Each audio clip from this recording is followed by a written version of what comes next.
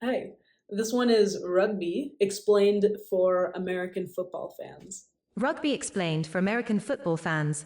All right, to get things started, I want you to picture one of those wild plays at the end of some football games when there's no time left on the clock and the team with the ball needs to score a touchdown. So it's basically a mad scramble with a bunch of laterals and backward tosses with the hope that by doing this, they will eventually be able to break through the defense and score. You're watching some now, so it shouldn't be too hard to picture this. Okay. Now, imagine a game where every play is like this. So in our imaginary game, every play is this type of desperate, mad scramble. In this game, there are no forward passes. And in fact, a player on offense is not even allowed to fumble the ball forward or knock it forward accidentally. In this game that we're imagining, play doesn't stop when a player is tackled. The player just gets the ball to a teammate and the scramble continues. In this game, in order to score a touchdown, you actually have to touch the ball down on the ground in the end zone. And finally, imagine that no one in this game is wearing helmets or pads or anything like that. If you can visualize what this imaginary game might be like, you are well on your way to understanding rugby. In fact, rugby and American football more or less descend from the same game,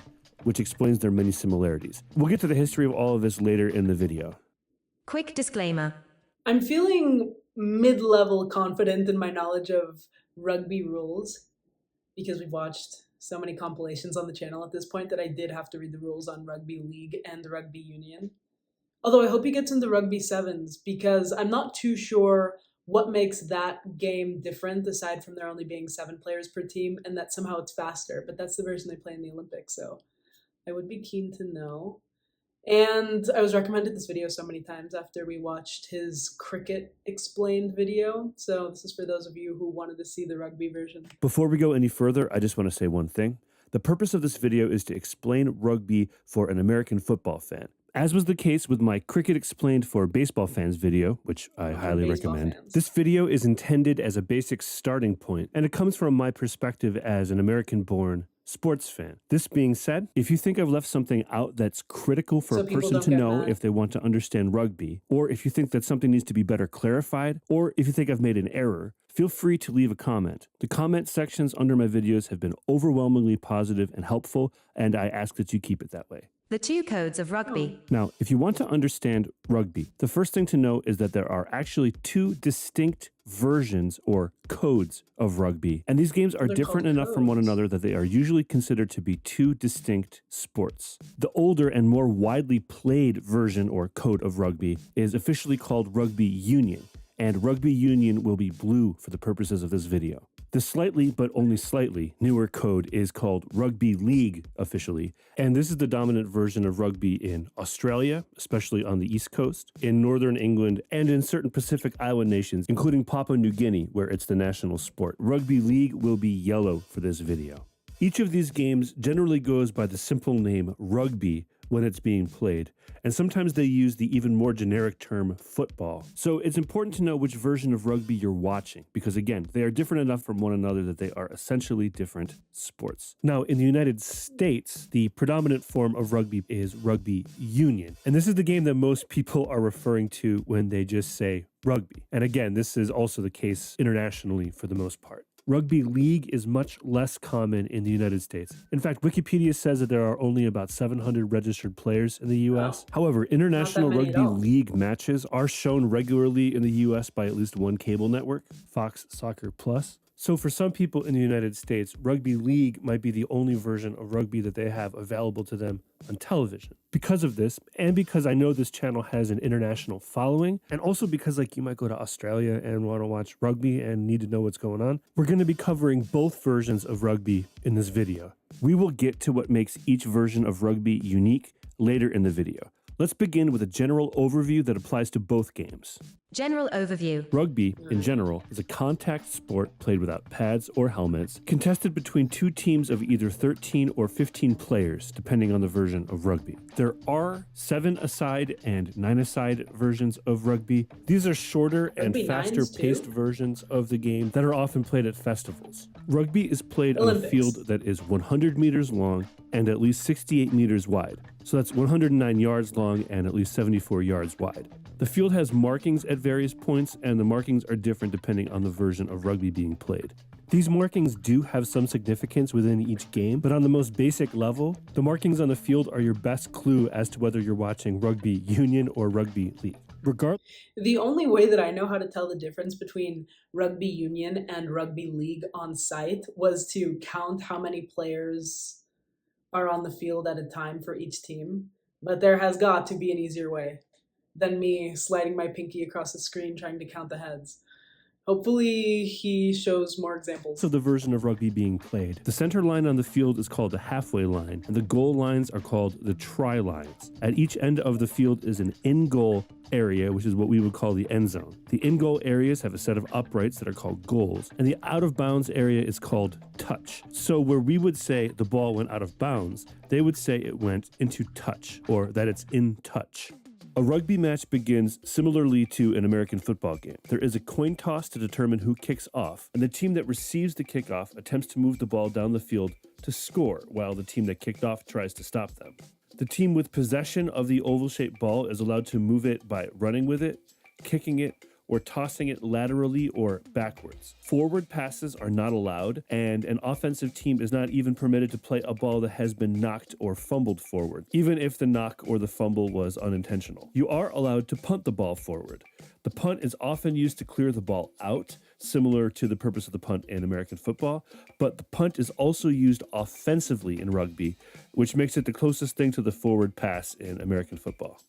Just like in American football, defenders are allowed to make contact with and tackle the ball carrier. Once the ball carrier has been brought to the ground, the tackling defender is required to release the tackle, and the ball carrier is required to give up the ball, which usually involves getting it to a teammate to continue play. The rules governing exactly what happens after a tackle has been made differ depending on which version of rugby is being played, and this is the biggest difference between the two codes of rugby. So we're going to be looking at this topic of what happens after a tackle in its own section later in the video. All right, let's talk about scoring. The objective in rugby is to score points, either by kicking the ball through the uprights, which is called a field goal, or by bringing the ball past the try line and touching it to the ground, which is called a try and is very similar to a touchdown. Just like the touchdown in American football, a try is worth more than a field goal, and after a team has scored a try, they get a free kick at the goalposts, which is called a conversion. A team can also score points via penalty kicks, which are uncontested kicks at the uprights that happen after penalties, similar to foul shots in basketball. The number of points earned by all of these things differs depending on which version of rugby you're watching. After points are scored, the team that got scored on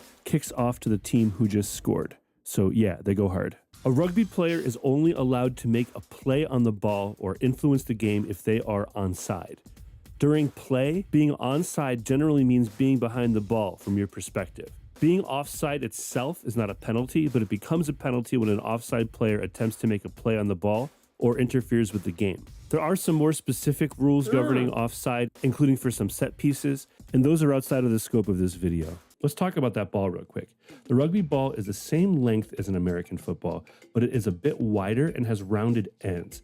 This makes it a lot less aerodynamic, of course, but that doesn't matter because you're not throwing the ball forward in rugby. In rugby, the play rarely stops except for a few specific reasons. These include, number one, if scoring has happened. Number two, if the ball is moved forward by an offensive player by any means except for carrying it or kicking it. Number three, if the ball goes into touch. Number four, if there's a penalty. And number five, if there's an injury.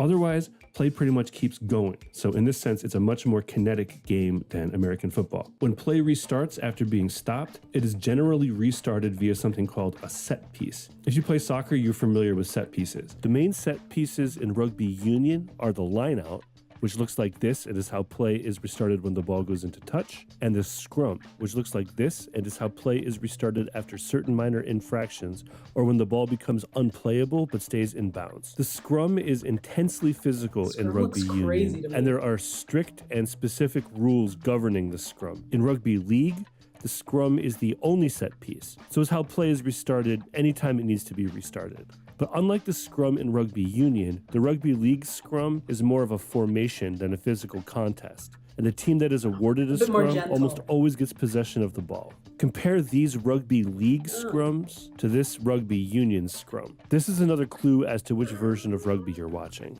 On screen right now are some basic rugby terms and their American football equivalents. This is for you to use as a reference. Take a screenshot if you want. Beyond all this, so a try is a touchdown, The conversion would be an extra point. A field or a drop goal is a field goal in American football. A touch is out of bounds. In goal area is the end zone. A try line is the goal line, and then the halfway line is the 50-yard line. The details of the game that you watch will depend on the version of rugby that you're watching. But before we get to all that, I want to do a quick history lesson so you can get a sense of why rugby and American football are as similar as they are. A bit of history. Please. The easiest way to start the history portion of this video is by acknowledging that most forms of football played around the world trace their roots back to the football games played in medieval Europe and medieval England in particular. These games belong to a wider category of game that has been played around the world throughout history, in which two groups of people, and it's usually a large number of people, compete with one another to kick, carry, and or toss a ball or other object into some sort of goal or across some sort of line or into some sort of goal area, almost always through violence. This type of game was already known by the name football in England by the 1300s, and the name football appears to have been in wide use by the 1500s. Today, these medieval games are often called mob football to evoke the chaos and anarchy that define them. And football was often banned by kings. This picture has it looking like punches were thrown. And within various jurisdictions due to the destruction and injury that it brought. By the 1800s, this type of game was being played in a more organized way at schools and sporting clubs throughout the English-speaking world, including the United States and Canada. Up until the mid-1800s, each school or club played by its own rules, and these rules could differ greatly. So when schools played against one another, they had to agree on the rules of each individual match. Eventually, standard forms of football developed, and the first one to catch on widely was a version played at the Rugby school in England. This is the game that the modern forms of rugby descend from, and it was the version of football that directly inspired what we now call football in America.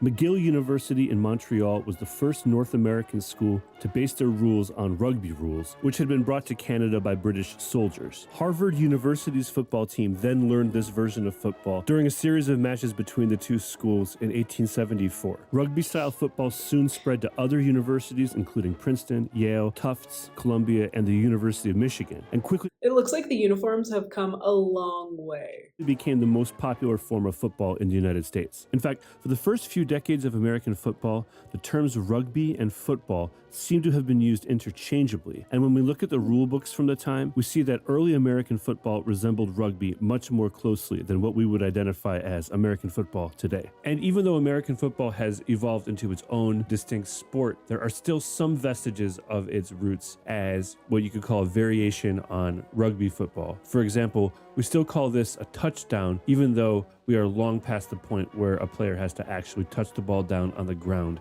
to score as they do in rugby. All right, I hope knowing that bit of history helps put everything into context. Let's go on now and talk about the most significant difference between the two codes of rugby. The biggest difference between rugby union and league. As you could tell from the general players? overview, the two codes of rugby share a lot in common, and the majority of their differences are easily explained. And this makes sense because up until 1895, there was only one code of rugby. The split happened because a group of teams in northern England felt that they were being overlooked by the London-based Rugby Football Union, and also because they wanted to get paid.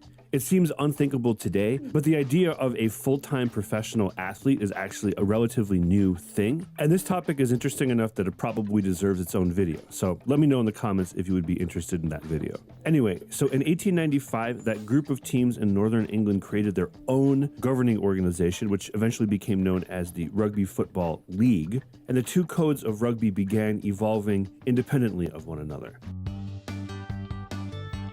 Addition, rugby league became popular among the working class in Australia due to players wanting to get paid, which was not allowed by the Southern Rugby Union at the time. Today, rugby league has a reputation as being the working class version of the game, even though both codes of rugby are now fully professional. Today, the two codes are different enough from one another that they are generally considered to be two distinct sports. We covered most of the differences between rugby union and rugby league already, but there's one difference that to me is significant enough that I think it deserves its own section of this video, and that is what happens after a ball carrier has been tackled. This fundamental question has a dramatic effect on the strategy, gameplay, and overall flow of the action in rugby. And ultimately, this question defines the distinct personalities of each game. You'll remember from the general overview that a tackled player in rugby is required to give up the ball, and the tackling defender is required to release the tackle. This applies to both rugby codes. What happens next is unique to each game. Let's get into it, and we'll start with rugby league because rugby league operates much more like American football after a tackle. In rugby league, which again is the one that's more popular in Australia and has the field similar to American football, each team can only maintain possession of the ball for 6 tackles. So this is similar to the 4 downs in American football, but you can think of it as 5 downs because they consider the tackle after a punt or a kickoff to be the 0 tackle. I hope that makes sense. Anyway, in rugby league, after the ball carrier has been tackled, the defense is required to clear out at least 10 meters and allow the offense to play the ball uncontested. This is officially called the play the ball. So you can think of rugby league as having a 10-meter neutral zone after each tackle. The exception to this are 2 defenders called the markers who are allowed to be near the ball, but they're not allowed to interfere. So I guess they're there to keep the offense honest. I don't know. Any defensive player besides the markers who has not retreated 10 meters is considered offside. So they have to get... So the markers are near the ball, but they can't touch the ball at this point? I'm not sure I got that. Onside before they're allowed to affect the game in any way. In rugby league, there are no first downs, so a rugby league offense has to score before its 6th tackle, or else it gives up possession. This means that if a team is on its 6th tackle and is not close to scoring, the team will usually just punt the ball away like in American football. The difference, of course, is that the punt is a live ball in any form of rugby. So if a member of the offense catches it, they can try to score or at least push the ball as far as possible on their final tackle, as opposed to American football where a team fully gives up possession by punting. If a team does not score and gets tackled a 6th time, they become the defense and have to clear out 10 meters so that their opponents can play the ball uncontested. Real quick, because I know it will come up in the comments, I will say that there are a few ways that a team can get a fresh set of 6 tackles, and those are outside the scope of this video. Fair. All right, now we're going to talk about what happens after a tackle in rugby union. In rugby union, the ball is always live, and it's always able to be contested. So in rugby union, there's no concept of uncontested possession or downs, and there's no limit to the number of times an offense can be tackled while they have possession of the ball. If the ball carrier is tackled in rugby union and the defender is able to get to the ball before the offense, it's a turnover, which is pretty good on the defender. Because of this possibility, there's almost always a teammate of the ball carrier ready to receive the ball after a tackle, and the defense often doesn't try to contest this handover. But it's also common for the defense and the offense to both engage over the ball after a tackle, which creates a situation called a ruck. The ruck is a vocabulary term and is an official thing in rugby. When one or more players from each team engage over the released ball after a tackle. I would hate to fall at the bottom of a ruck and just have very muscular people trampling over you. Nope. No, thank you. Once the referee announces a ruck has formed, there are strict rules governing what is allowed to happen to keep things from becoming a violent free-for-all. For example, players are required to remain on their feet during a ruck, and players can only join the ruck from the back, from their perspective. What happens to the ones that fall on accident? Significant rule, maybe, is that players are not allowed to place their hands inside the ruck, which means that players need to use their feet to bring the ball to the back of the ruck, and or players need to physically push the ruck or engage with the bodies of the opposing team so that a player at the back of the ruck or from outside of the ruck can pick up the ball. Rucks are often resolved quickly, but sometimes they get extended, for lack of a better term. That's all we're going to say about the ruck in this video. There is a link in the description if you want more information. So that's the biggest difference between rugby league and rugby union, at least to my eye. And it's what gives each of these sports their own personality. Because the offense is guaranteed the ball after most tackles, the action in rugby league is more predictable and compartmentalized, and it's easy to make sense of it if you're coming at it from the perspective of an American football fan. Rugby union is more kinetic and is more of a perpetual scramble because the ball is essentially always live, even after a tackle. Recommendations and final comments. I think I like the rules for rugby union a bit better. Right, so now that you've got the basics of rugby in your mind, I recommend following this video up by watching a couple matches. If you'd like to start out with a rugby league match, which might be the better place to start just because it's more similar to American football, I highly recommend the 2015 grand final between the Brisbane Broncos and the North Queensland Cowboys of Australia's National Rugby League, which is basically the Australian Rugby Super Bowl. It's available for free on YouTube. If you'd like to follow up with a rugby union match, since that's the more common version worldwide, and it's generally what people mean by the term rugby outside of the places where rugby league is specifically popular, I might actually point you towards a recent match, the 2022 Women's Rugby World Cup final between England and New Zealand. Both of the matches that I'm recommending are electric and highly competitive and very fun to watch. So they are fun regardless of how much rugby knowledge you are bringing into it. I promise you that by the end of it, you'll have a much better sense of this game. If you have further questions, feel free to leave comments. If this is anything like my Cricket Explained for Baseball Fans video, there will be rugby fans in the comments who will be happy to answer your questions. Again, the comment sections under my videos have been overwhelmingly positive, and I just ask that you keep it that way. Thanks. Okay, I'm going to make sure to link this guy's channel down below so you can check that out. I thought that was a great explanation. I'm glad we watched that one. It was good to see the vocabulary contextualized with video. But if you have anything you want to add to what he said, feel free to do that. Now, next time we watch a rugby compilation on the channel, it'll be of individual players because I get a lot of recommendations for those. But if you know of where I can see a video that explains the rules for Rugby Sevens, please tell me the title. And as far as Rugby Sevens, games are going on right now in the Olympics. I recently saw New Zealand versus Canada. New Zealand won. And then China versus France. France took that one. Hopefully by the time I upload this video, there will still be matches going on. And if you know of any matches you think I should catch, tell me which and I'll see what time it's on in my city. Other than that, leave your thoughts. It took me a bit to find the music today. The category is going to be music from countries where rugby is popular. Lots of options there. I tried to do a rugby as a national sport, but that really narrowed down my search, so drop your top choices. My first is going to be from England. The song is called Liquid Sunshine. He's a composer, musician. I think I've recommended you a song of his in the past called Half Forgotten Daydreams. There's something about his music that has this major nostalgia factor, whether or not you've heard it before. At least that's how it worked out for me. So that's my top choice. And then number 2 is going to be from France. Raphael Top Secret is a DJ. The song is Love So High. This is a bit of contemporary synth pop with some tropical dub mixed in. It does have vocals. He has an interesting catalog, so if you end up liking this track, worth checking out. And that's it. So, thanks for watching with me. See you next time.